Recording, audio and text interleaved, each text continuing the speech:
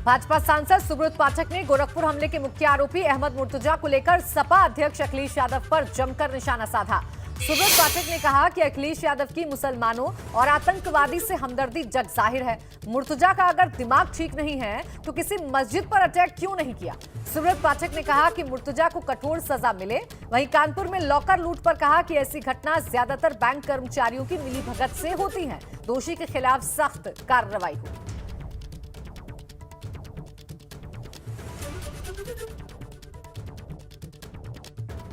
गोरखपुर में गोरक्षनाथ मंदिर पे मुर्तजा नाम के व्यक्ति ने जिस तरीके से वहां पे हमला किया, उसके बाद एटीएस और एसटीएफ लगातार उससे पूछताछ कर रही है। हमारे साथ बातचीत के लिए मौजूद है कन्नौज से सांसद सुब्रत पाठक। सर, अखिलेश यादव का एक बयान सामने आया है, चूंकि मुर्तजा के पिता लगातार ये कह रहे हैं कि उसकी दिमागी हालात ठीक नहीं थी, तो अखिलेश यादव ने भी कहा है कि उनके पिता जो कह रहे हैं इस बात की भी जाँच होनी चाहिए। देखो, अखिलेश यादव जी का आतंकवादियों से सीधा कनेक्शन है। अगर आपको ध्यान में होगा तो जिस प्रकार से इन्हें मुख्यमंत्री बनते ही सबसे पहला काम यदि इनकी सरकार ने किया था तो आतंकवादियों को छोड़ने का ही फैसला लिया था, जो तो हाईकोर्ट के कारण से वो मामला रद्द हो गया था। और उसके बाद में अभी जिस प्रकार से आपने देखा अभी कुछ दिन पहले जो अहमदाबाद में जो फांसी हुई है, तो उसमें जो आतंकवादी जो यहाँ के इनके स्वयं इनके संसदीय क्षेत्र के जो आजमगढ़ के निकले, वो उसका कनेक्शन भी इनके कार्यकर्ता परिवार से है। और निश्चित रूप से इसका भी कनेक्शन अगर धीरे धीरे निकलेगा तो जरूर इनकी पार्टी से कोई ना कोई कनेक्शन निकलेगा। आप देख लीजिएगा, शायद यही कारण है कि आतंकवादियों से इनकी हमदर्दी है। सर, क्या लगता है कि उनके पिता जो कह रहे हैं कि दिमागी हालात ठीक नहीं थे मुर्तजा के, तो इस मामले में जांच होनी चाहिए? दिमागी हालात अगर ठीक नहीं थे तो किसी मस्जिद में जाकर विस्फोट कर देता। वो जरूरी है कि दिमागी हालत ठीक नहीं है तो मंदिर में जाके इस तरीके का काम करेगा, तो इसके मतलब दिमाग में कितना जहर भरा हुआ है।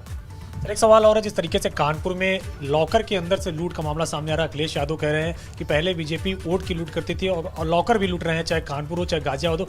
कहीं लोगों का पैसा और कहीं लोगों की संपत्ति सुरक्षित नहीं है।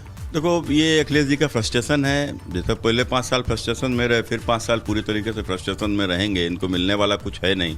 और इस प्रकार का आरोप लगाना कितना हास्यास्पद है आप खुद ही समझ सकते हैं। कोई इस प्रकार की घटना हो सकता है, वहाँ का कोई लोकल का कोई कर्मचारी लिप्त होगा। ये भी हो सकता है कि कभी ये भी होता है कि भाई घर में किसी घर में रखा हो, उसकी जानकारी में ना होने पर घर का परिवार का कोई व्यक्ति ले गया हो।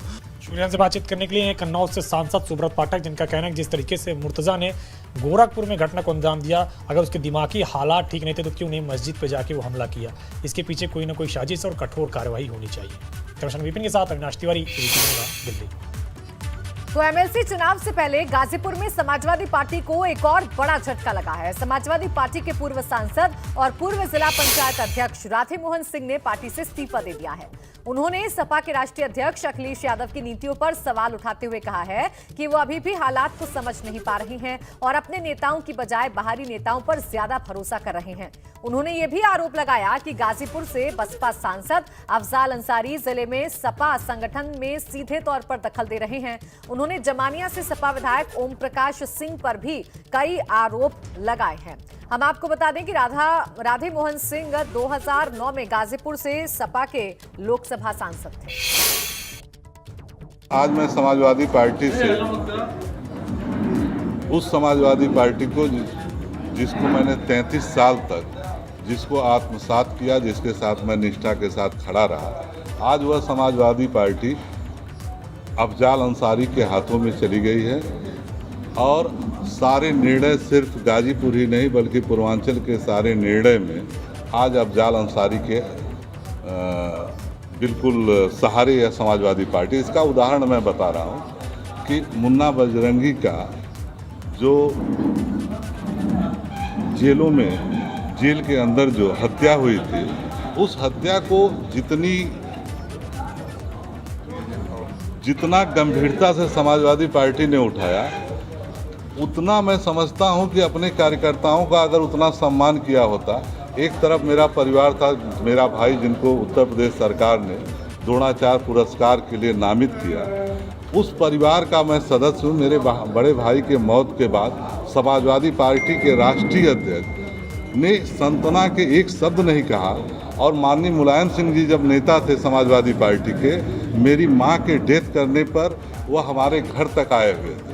तो आज समाजवादी पार्टी में न तो कार्यकर्ताओं का कोई सम्मान है, न तो उनकी कोई प्रतिष्ठा है। आज समाजवादी पार्टी ऐसे लोगों के बीच फंसी हुई है, जो सिर्फ उनकी प्रशंसा में लगे हुए हैं, जो उनको सिर्फ जनता का नेता बना रहे हैं, जबकि सत्य यह है कि समाजवादी पार्टी पूरी तरह से भटक गई है।